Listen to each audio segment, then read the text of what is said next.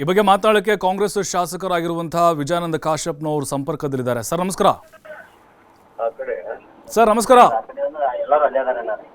ಹೌದಾ ವಿಜಯಾನಂದ್ ಸರ್ ನಮಸ್ಕಾರ. ನಮಸ್ತೆ ಸರ್. ಗೆದ್ದು ಬೀಗಿದಿರಿ ಸರ್, ತಾವು ಕೂಡ ಶ್ರಮ ಹಾಕಿದ್ರಿ, ಹಳ್ಳಿಗೆ ಹೋಗಿ ಪ್ರಚಾರ ಮಾಡಿದ್ರಿ ಸರ್. ಅಂತರ ನೋಡ್ತಾ ಇದ್ದೀವಿ, ಐತಿಹಾಸಿಕ ಗೆಲುವಿದು.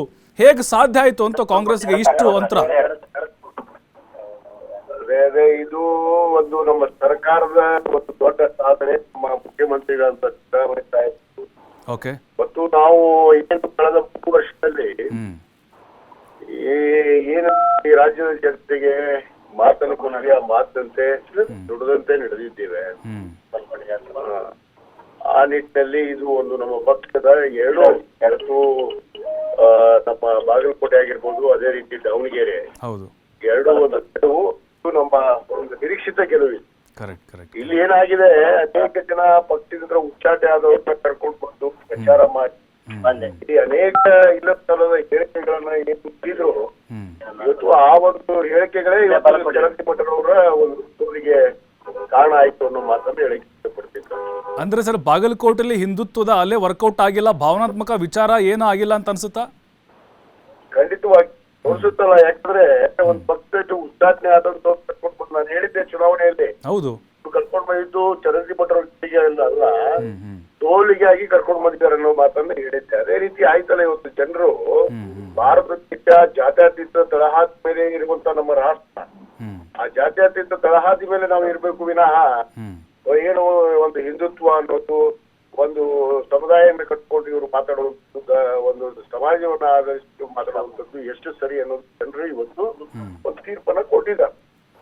ಸರ್, ಎಲ್ಲೋ ಒಂದು ಕಡೆ ಈಗ ಅಧಿಕಾರದಲ್ಲಿ ನಿಮ್ಮ ಪಕ್ಷನೇ ಇದೆ. ಸಾಮಾನ್ಯವಾಗಿ ಬೈ ಎಲೆಕ್ಷನ್ ಆದರೆ ಯಾವ ಪಕ್ಷ ಅಧಿಕಾರದಲ್ಲಿತ್ತು ಅದೇ ಗೆಲ್ಲುತ್ತೆ, ಇಡೀ ಸರ್ಕಾರ ಹೋಗಿ ಪ್ರಚಾರ ಮಾಡ್ತು, ಹಾಗಾಗಿ ಗೆದ್ದಿದ್ದಾರೆ ಅಂತ ಹೇಳ್ತಾರೆ ಕೆಲವೊಬ್ರು.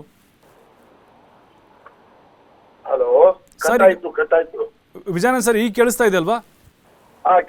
ಸರ್, ಈಗ ಸರ್ಕಾರ ನಿಮ್ದೇ ಇದೆ, ಬೈ ಎಲೆಕ್ಷನ್ ಯಾವುದೇ ಆದ್ರೂ ಸರ್ಕಾರ ಪರ ಅಲೆ ಇರುತ್ತೆ, ಮತ್ತೆ ಇಡೀ ಸರ್ಕಾರ ಹೋಗಿ ಪ್ರಚಾರ ಮಾಡ್ತು, ಹಾಗಾಗಿ ಗೆದ್ದಿದ್ದಾರೆ, ಅದ್ರೇ ದೊಡ್ಡ ಮಹಾ ಅಂತ ಕೆಲವರು ಪ್ರಶ್ನೆ ಮಾಡ್ತಾ ಇದ್ದಾರೆ. ಅದೆಲ್ಲ ಸಹಜವಾಗಿ ಅದು ಗೆದ್ದ ಮೇಲೆ ಮಾತಾಡುವಂತ ಮಾತುಗಳು ಇವೆಲ್ಲ ವಿನಾಕಾರಣ ಮಾತಾಡುವಂತ ಮಾತುಗಳು. ಜನರು ಯಾವ ಪಕ್ಷದ ಪರವಾಗಿದ್ದಾರೆ ಅನ್ನೋದು ನಿಲುವು ಇವತ್ತು ಸ್ಪಷ್ಟಗೊಂಡಿದೆ ಎರಡೂ ಉಪಚುನಾವಣೆಯಲ್ಲಿ. ಇವತ್ತು ಅವ್ರು ಹೇಳ್ತಾ ಇದ್ರಲ್ಲ, ನಾವು ಗೆದ್ದೇ ಗೆಲ್ತೀವಿ, ದಾವಣಗೆರೆ ಗೆಲ್ತೀವಿ, ಬಾಗಲಕೋಟೆನೂ ಗೆಲ್ತೀವಿ ಅಂತ ಮಾತಾಡ್ತಾ ಇದ್ರಲ್ಲ. ಅನೇಕ ಜನ ಹೇಳಿದ್ರಲ್ಲ, ಕಾಂಗ್ರೆಸ್ ದುಡ್ಡು ಚರಂತಿ ಮಠ ಅವರಿಗೆ ಮತ ಅಂತ. ಈಗ ಏನಾಯ್ತು? ಅವ್ರ ಮಾತುಗಳೇ ಮುಳ್ಳಾಗ್ಲಿಲ್ವಾ? ಸಿ ಪಾಟೀಲ್ ಏನ್ ಮಾತಾಡಿದ್ರು, ಒಂದು ಸಮುದಾಯದ ವಿರುದ್ಧವಾಗಿ ಮಾತಾಡಿದ್ದಕ್ಕೆ ಇವೆಲ್ಲ ಆಗ್ತವೆ. ಅದರಲ್ಲಿ ಆ ಸ್ವಯಂ ಘೋಷಿತ ಒಬ್ಬ ನಾಯಕ ಕರ್ಕೊಂಡು ಬಂದ್ರಿ, ಇಲ್ಲಿ ಒಬ್ಬ ಪಕ್ಷದಿಂದ ಉಚ್ಚಾಟನೆ ಮಾಡಿ ಅವ್ನ ಪ್ರಚಾರಕ್ಕೆ ಗೆಲ್ಲೋದಕ್ಕೋಸ್ಕರ ಕರ್ಕೊಂಡ್ ಬಂದಿದ್ದಾರಲ್ಲ. ಮತ್ತೆ ಏನಾಯ್ತು? ಇದೆಲ್ಲ ಗೊತ್ತಾಗುತ್ತಲ್ಲ. ಸುಮ್ಮನೆ ಮಾತಾಡುವಂತ ಮಾತು, ಚುನಾವಣೆ ಗೆದ್ದ ಮೇಲೆ ಒಂದು, ಸೋತ್ ಮೇಲೆ ಒಂದು, ಸಹಜವಾಗಿ ಮಾತಾಡುವಂಥದ್ದು. ಆದ್ರೆ ಇದು ಜನರು ಕಾಂಗ್ರೆಸ್ ಪಕ್ಷದ ಮೇಲೆ, ನಮ್ಮ ನಾಯಕರಾದ ಸಿದ್ದರಾಮಯ್ಯನವ್ರ ಮೇಲೆ ಇಟ್ಟಿರುವಂತ ವಿಶ್ವಾಸ, ನಾವೆಲ್ಲರೂ ಕೂಡ ಒಗ್ಗಟ್ಟಾಗಿ ಕೆಲಸ ಮಾಡಿದ್ದು ಕೂಡ ಇವತ್ತು ಜನರು ಆ ನಿಟ್ಟಿನಲ್ಲಿ ಇವತ್ತು ಆಶೀರ್ವಾದವನ್ನು ಮಾಡಿದ್ದಾರೆ. ಇವತ್ತು ಉಮೇಶ್ ಮೇಟಿ ಅವರ ಗೆಲುವಿಗೆ ನಾವು ವಿಶೇಷವಾಗಿ ಬಾಗಲಕೋಟೆ ಮತಕ್ಷೇತ್ರದ ಎಲ್ಲ ಸಮುದಾಯದ ಜನರಿಗೆ ನಾನು ವಿಶೇಷವಾದ ಧನ್ಯವಾದಗಳನ್ನ ಅರ್ಪಿಸಕ್ಕೆ ಬಯಸ್ತೇನೆ. ಸರ್, ಕೊನೆಯದು ನೀವು ಹೇಳಿದ್ರೆ ಉಚ್ಚಾಟದ ನಾಯಕರನ್ನ ಕರ್ಕೊಂಡು ಪ್ರಚಾರ ಮಾಡಿದ್ರು ಅಂದ್ರೆ ಮುಳುವಾಗ್ಲಿಕ್ಕೆ ಅವರೇ ಕಾರಣ ಅಂತ ಹೇಳ್ತಾರ ನೀವು ಫೈನಲಿ? ಖಂಡಿತವಾಗಿ ಯಾವ ಪಕ್ಷ ಅವ್ರನ್ನ ತಿರಸ್ಕರಿಸಿ ಉಚ್ಚಾಟನೆ ಮಾಡಿದೆ, ಮತ್ತೆ ಅವ್ರನ್ನ ಯಾಕೆ ತಿರಸ್ಕಾರ ಮಾಡಿದ್ರು ಆ ಪಕ್ಷ? ಆ ಪಕ್ಷದ ನಾಯಕರು ಸ್ವಯಂ ಘೋಷಿತ ನಾಯಕ ಅವ. ಏನ್ ನಾನ್ ಬಂದ್ಬಿಟ್ರೆ ಇಲ್ಲಿ ಗೆದ್ಬಿಡ್ತೀನಿ ಅನ್ನೋ ಮಟ್ಟಕ್ಕೆಲ್ಲ ಮಾತಾಡಿದ್ರಲ್ಲ.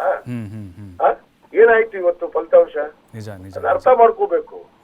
ಯಾವ ದೇಶದಲ್ಲಿ ಇದೀವಿ ಅನ್ನೋದು ಅವ್ರಿಗೆ ಅರಿವಿಲ್ಲ. ಒಂದು ಸಮುದಾಯದ ಆಧಾರ ಮೇಲೆ, ಧರ್ಮದ ಆಧಾರದ ಮೇಲೆ ಮತವನ್ನು ಕೇಳಕ್ ಹೋದ್ರೆ ಏನಾಗತ್ತೆ ಅನ್ನೋದು ಇದೇ ಒಂದು ತಕ್ಕ ಪಾಠ. ಅಂದ್ರೆ ಸರ್, ಚರಂತಿ ಮಠ ಅಷ್ಟೇ ಅಲ್ಲ, ಅವರೆಲ್ಲರ ಸೋಲು ಅಂತ ಹೇಳ್ತೀರಿ? ಹೌದೌದು, ಎಲ್ಲರ ಸೋಲು. ಏನ್ ವಿಜೇಂದ್ರ ಬಂದಿಲ್ವಾ? ಕರೆಕ್ಟ್. ಮತ್ತೆ ಎಲ್ಲಾ ನಾಯಕರು ಬಂದವ್ರಲ್ಲ, ಯಡಿಯೂರಪ್ಪನವ್ರು ಬಂದವರು, ಕುಮಾರಸ್ವಾಮಿ ಅವ್ರು ಬಂದವರು. ಏನಾಯ್ತು? JDS ಅಂತೂ ಫುಲ್ ಶೂನ್ಯ ಇಲ್ಲಿ ನಮ್ಮ ಜಿಲ್ಲೆಯಲ್ಲಿ ಅಂತೂ ಕೆಲವರೇ ಇಲ್ಲ ದಿಕ್ಕು. ಹೌದು. ಇನ್ನೇನು ಒಂದು ಕ್ಷೇತ್ರದಲ್ಲಿ ಅಭ್ಯರ್ಥಿ ಹಾಕಕ್ ತಾಕತ್ತಿಲ್ಲ ಅವ್ರಿಗೆ. ಇಲ್ಲಿ ಬಂದು ಏನ್ ಪ್ರಚಾರ ಮಾಡ್ಬಿಟ್ರೆ ಗೆದ್ದು ಬಿಡ್ತಾರ? ನಿಜ sir. Yes, thank you Vijayanand sir ಮಾತಾಡಿದ್ದಕ್ಕೆ. ಎಸ್ ಸರ್, ನೋಡಿ ಅವ್ರು ಹೇಳ್ತಾ ಇದ್ದಾರೆ, ಅಂದರೆ ಅವ್ರು ಹೇಳಿದ್ದು ಯತ್ನಾಳ್ ಅವ್ರನ್ನ ಕರ್ಕೊಂಡ್ಬಂದರು, ಪ್ರಚಾರ ಮಾಡಿದರು, ಅವರು ಬಂದಕ್ಕೇನೆ ಸೋತು ಅಂತ.